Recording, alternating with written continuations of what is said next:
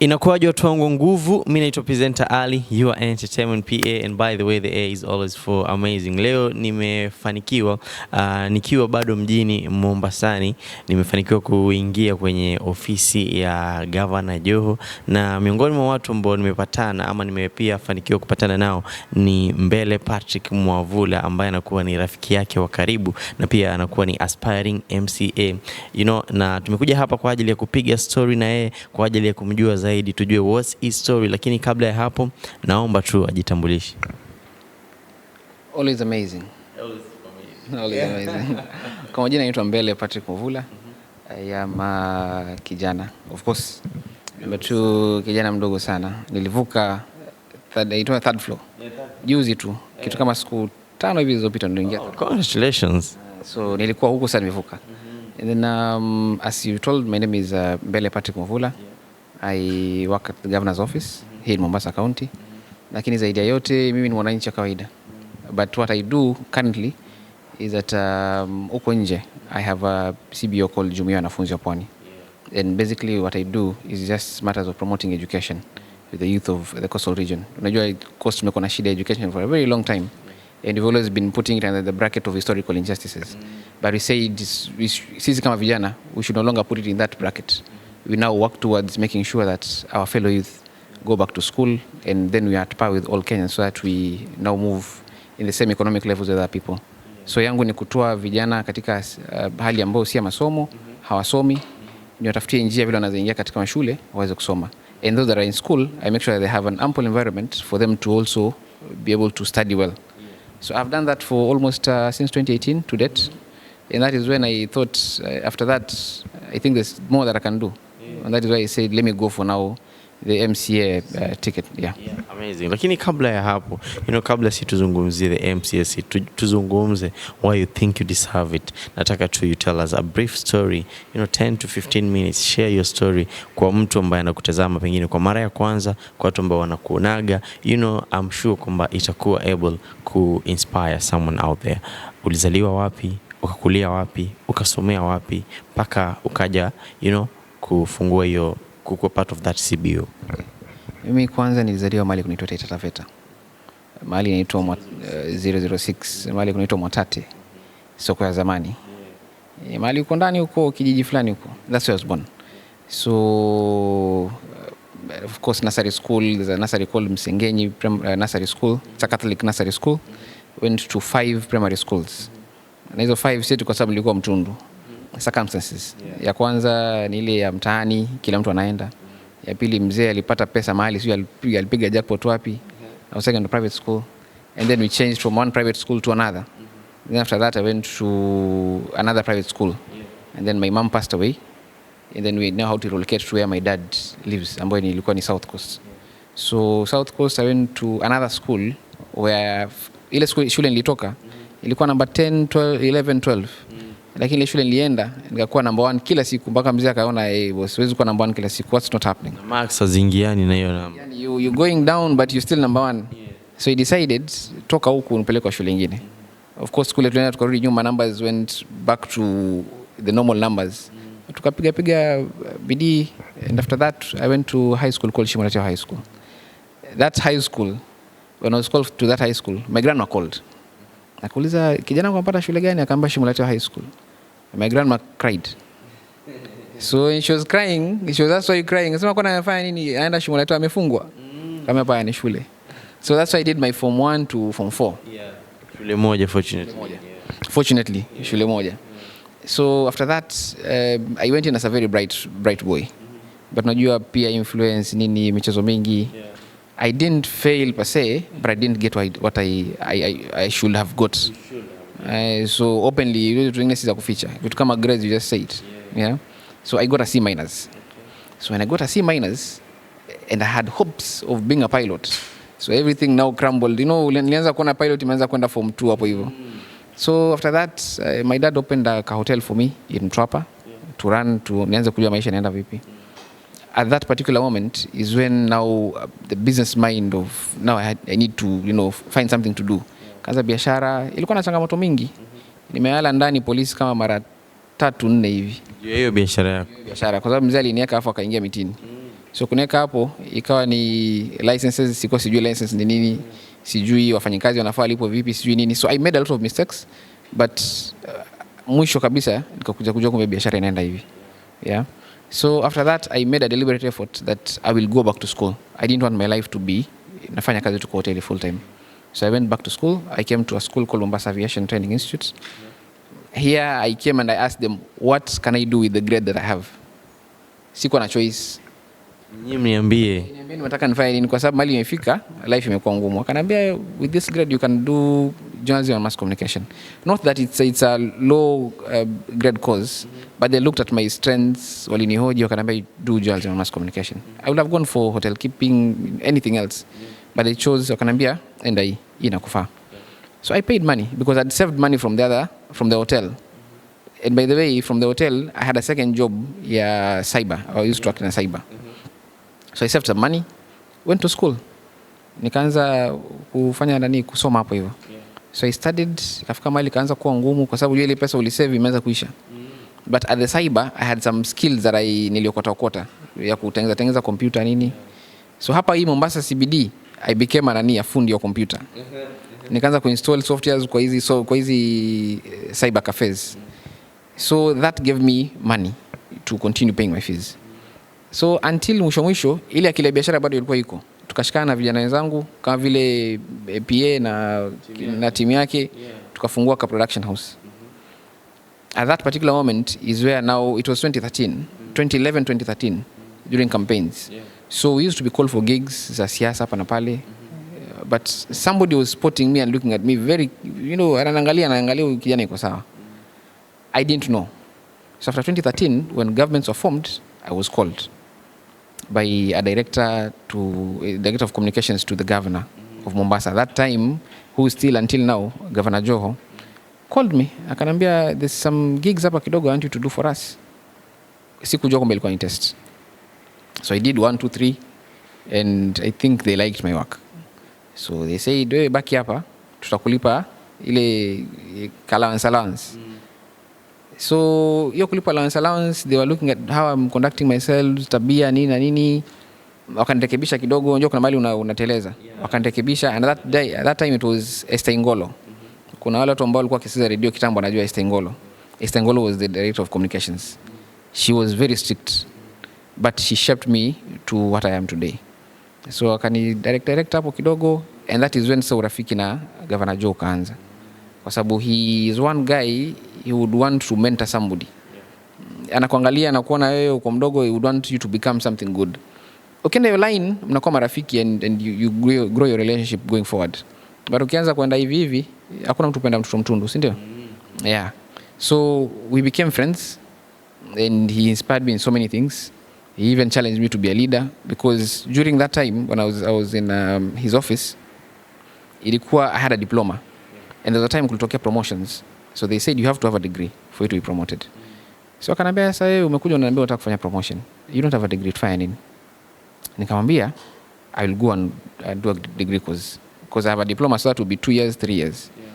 But when I went to school, Technical University of Mombasa, nikaambiwa aviation we don't trust their diploma. So you have to start again afresh 4 years. Wow. So I had to. Nikaanza 4 years. And I did my 4 years of my degree program, bachelor's, na nikamaliza. So I even graduated, it should be last year no graduate.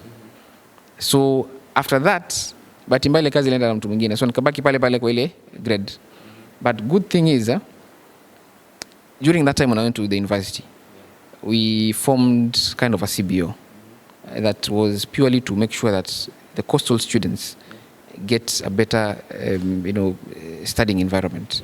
And those that are not even in school, tuwaregeshe shuleni. So that is when I formed Jumuiya Wanafunzi wa Pwani. So you formed it? I found it with somebody, and then what I did was just to better it. Yeah. And then the person that actually was heading that particular organization is the current deputy governor of Mombasa, Dr. William Kingi. Yeye ndo alikuwa ameanza. And then nikafika mahali ikawa kidogo imeanza kufiafia. So he saw me na ile morali ya uongozi nini, kuongea na watu. Akanambia, maybe you can do this. Why don't you vie? Yeah. So tukavai, we were voted in, and I was voted in as the president. Yeah. And from there I formed my cabinet and we started kufanya kazi. And it really did amazingly well. To this date, if I give you the statistics of what we've done, personally, sometimes I sit back and I say, if I die today, wherever I'm going, if it's hell or heaven, I'm okay. But I have made some good impact to the people of the coastal region. Can I give you the stats of what? Yeah, sure. If we are to go to schools and ask how many students went back because of this Jumuiya, we've done like 3,000 students, like 3,000. Because what we used to do, we had networks all across the coastal province. Yeah. And every place, we used to tell them, tafuta watu, wapeleke shuleni through this COSIPS program. The COSIPS that pays 70% of your fees. Yeah. And then you tell them there's help. So ikawa, so ukiangalia it's almost umesoma bure. Ni kale ka fees kadogo ka help na foregesha baadaye unapata kazi.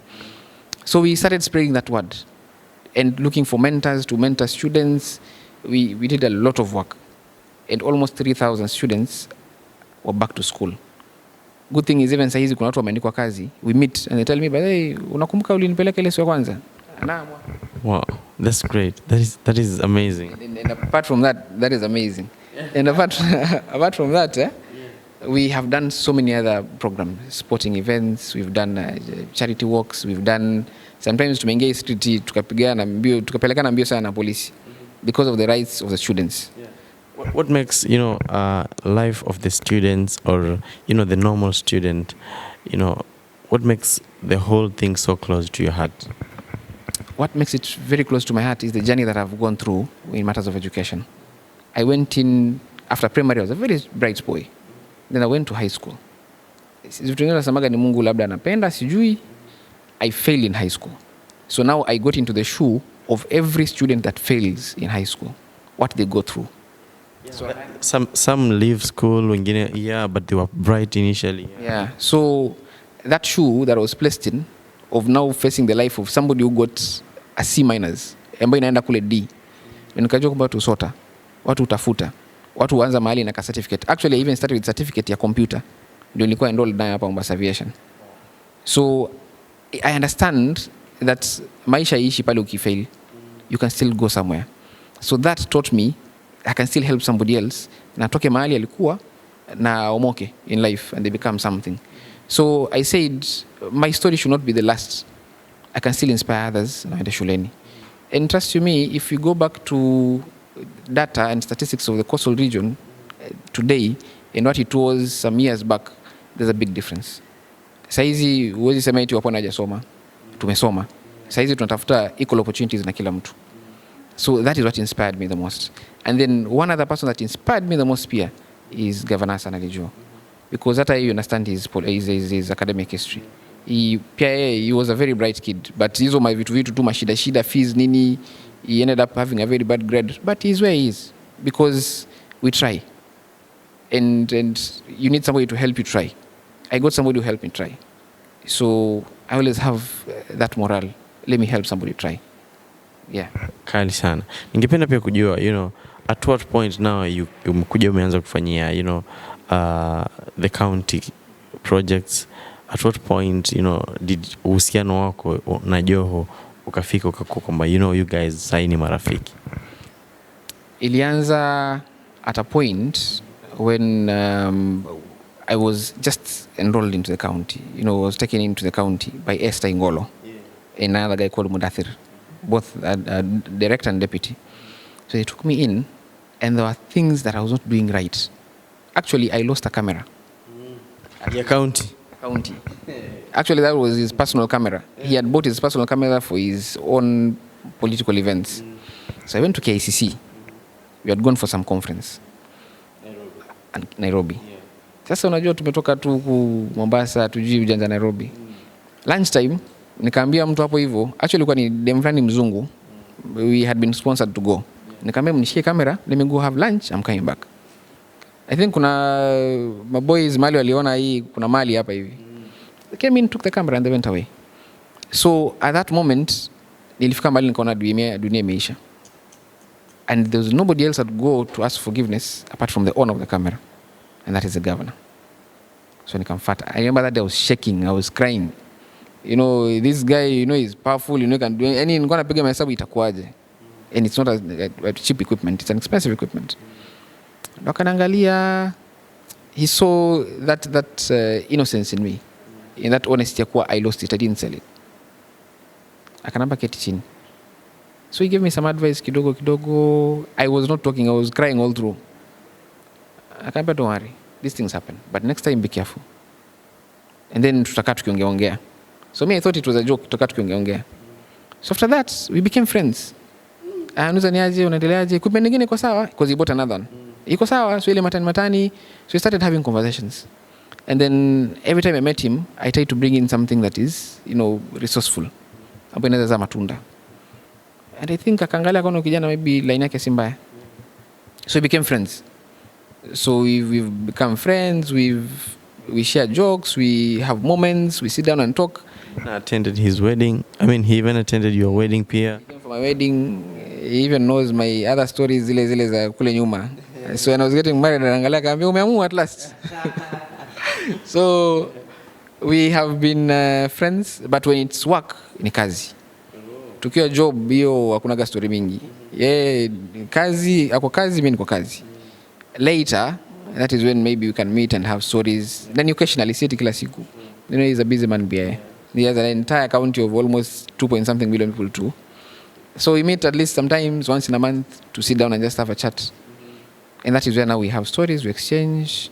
And I won't say he's become like my father. He's become more of a brother than even a father. A father, but him has become more of a brother.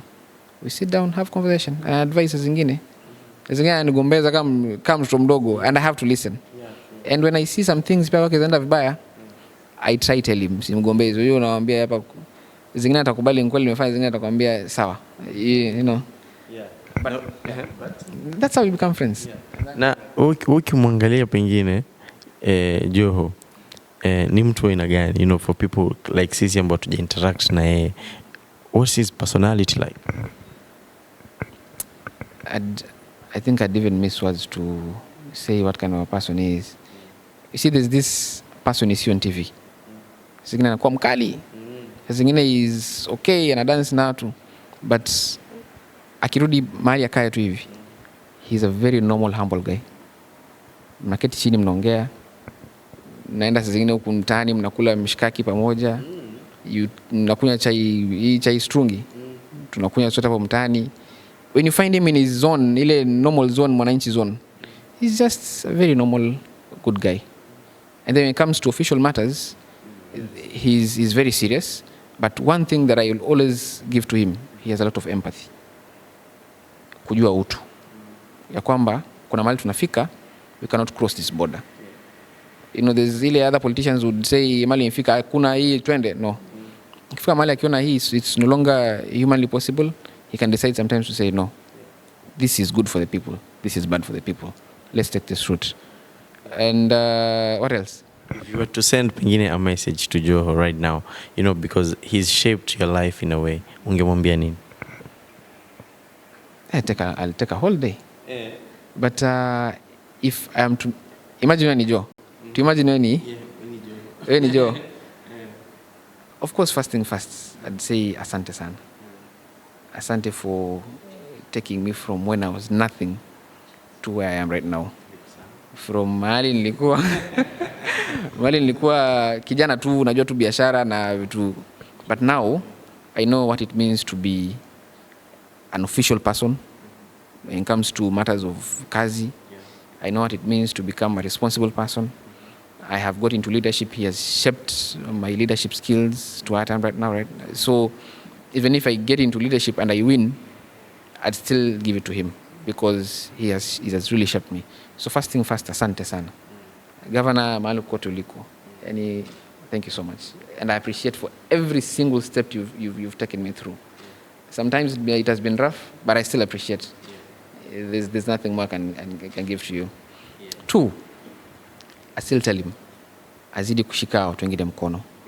I have been a lucky one. And there are more other lucky ones here in the office. By the way, ukija kwa hiyo office yetu, we are almost 70% young people. Wow. The one who is in charge of this office, the operations of this office, mwanzo mpaka mwisho, is a lady who's 32, I think, if I'm not wrong. The oldest? Ama? That is I should say second most powerful in this office. Wow. And she's really doing a good job. But pia yeye alipitia hizo panel beating. Mpaka amekuwa mtu ambaye is responsible now. So ameshika mkono so many young people, and I'd still urge him to continue kushika watu wengine mkono. As he's aspiring to be bigger than what he is today politically, I wish him all the best. Yani mimi nakutakia kila laheri. I'm looking forward for that day that you will become president. You said 2022, but ukasema unamwachia baba. Baba ashike miaka 5. And then 2027. So mimi nachonga njia yangu kuingia assembly. Maybe 2027 akitaka president, mimi nitakuwa mahali pia mimi namfanyia campaign.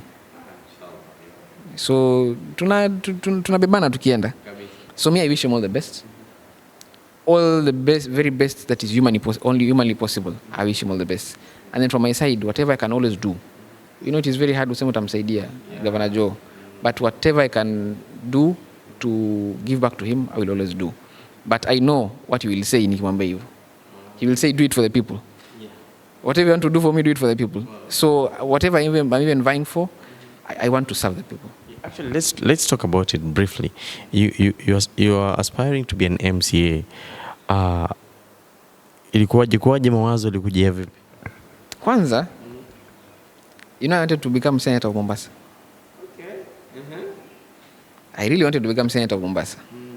Nilipima unga na maji, nikacheki, nikaona hapa twende na hii ya senator. I formed my committee, we sat down, we strategized, we had a whole plan. And then I went back to him, as my bigger brother, and talked to him. And I went to other wazees pia, my father, kuna wale watu ambao nakushauri. I talked to them. And good thing is everybody shared the thought of start somewhere. And the somewhere is anza tunapa MCA, and then let's build pole pole. Maybe one day you become senator or even become governor or MP. It starts somewhere. Anza kujua tu kitu kwanza. So I heeded to the advice. Here I am. Naanza kuwa kwanza MCA. Na inshallah Mungu akipenda. Hiyo kitu tuko nayo. Yuko nayo. Kwa watu ambao wanakutazama wanajiuliza, MCA kama MCA utatufanyia nini? Utaturepresent vipi? Okay. MCA kitu kubwa anafanya is legislation. Kazi yako unalipwa pesa uende pale bunge, uongee mambo ambayo yanamhusu mwananchi. Make sure unapitisha budget. You participate in the budget making process and pitisha budget that favors the mwananchi. And that is where now ukisikia mtu atasema nitawajengea barabara nitafanya nini, MCA hana nguvu ya kujenga barabara, lakini ana uwezo wa kuongea pale bunge to represent the people. Barabara ijengwe katika sehemu yao. Unaelewa? And then pia MCA ako na powers za kuvet na kupitisha CCMs, county executive members. And that is when we have an opportunity to vet the right people to get into office, so that they can serve the people of Mombasa or any other part of the country, in whichever county. And then the other thing is that you have the powers to also vet chief officers and these other public office holders. Chief officers, kuna county public service board, those chairs, CEOs of parastatals within counties, parastatals, those parastatals, yeah. So at that particular moment, that is where I will have the powers to be able to touch the lives of the people through the rightful representation, which for some time, where I want to vie, I don't feel it has rightly been put in the right way to help the mwananchi get something. Unavai wapi specifically? It's a word called Bamburi ward. Okay. Najua watu wengi wakisikia Bamburi wanafikiria fisheries. Yeah. Lakini Bamburi is a place where there's a place called Kiembeni Estate. Kiembeni Estate, you go all the way to Malikunto Majaoni, which borders the ocean. So the ocean is now the border between Mombasa and Kilifi. So kwanza Majaoni, you go to places mingi, kuna moja ina Palestina, Barawa, kuna Ugatuzi, kuna Maji Machafu, kuna Bombo, kuna Kashani, Mdengerekeni, there's Majaoni, kuna vijiji mingi sana hapo ndani. Yeah, so that is the place that I'm going to represent in 2022. Mungu akipenda. Inshallah. Yeah. Tumekuwa tukipiga story na Mbele Patrick Mwavula, aspiring MCA, na the story is very amazing, the story is really long, lakini tu kwa ajili ya wakati mimi nahisi kwamba tutaikati hapa, lakini thank you so much, you know, for being able for being courageous enough to share your story. Not many people wanatakaga story yao watu wajue, alafu pia thank you so much for being someone ambaye una inspire watu. Me, I'm really inspired by your story, the fact that, you know, haukupita high school, na kuna watu wengi, you know, they even walipita sana high school and right now hawaja kufikia hata mahali ambapo umefika maishani. I think that is something that is inspiring to anyone ambaye pengine hajapita ama hajafaulu kwenye masomo yake. So mwisho kwamba umefail sio mwisho wa maisha. You can really bado unaweza kujikusanya and you end up being someone really big, you know, in the government ama kwa ofisi zozote tu kubwa hapa nchini. Thank you very much. Asante sana. Pengine maneno yako ya mwisho kwa watu wa Bamburi na pia kwa mtu yote ambaye anakutazama. Maneno yangu mwisho, you know, bahati nzuri Mungu alinipea jina nzuri sana.